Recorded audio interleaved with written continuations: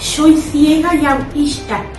Las personas con diversidad funcional necesitamos tratamiento de fisiologopedia y psicólogo. Resulta sorprendente que un profesor tenga que explicar que el español ha de ser la lengua vehicular del sistema educativo.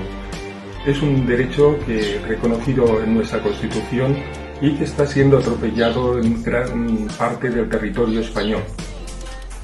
Sí al Pacto Educativo Nacional. No queremos estudiar lengua, matemáticas, naturales y sociales en una lengua materna. Porque queremos tener un futuro seguro, decimos sí a la enseñanza y a un aprendizaje de calidad.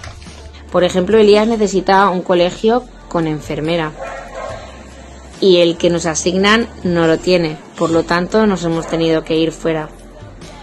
Los niños necesitan un colegio de libre elección, un colegio que los padres puedan elegir por ellos mismos para obtener los mayores beneficios.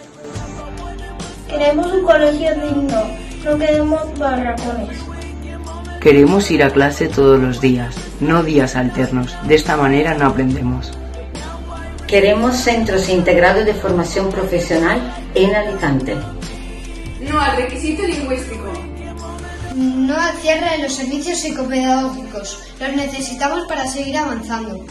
Desde el Colegio de Enfermería de Valencia apostamos por la figura de la enfermera escolar. Con CAPA y COVAPA te invitamos a la concentración en Alicante, que será el sábado 26 de junio a las 6 de la tarde en la Plaza de la Montañeta. Bajo el lema Educación sin imposición. Porque el futuro educativo está en tus manos. Te esperamos.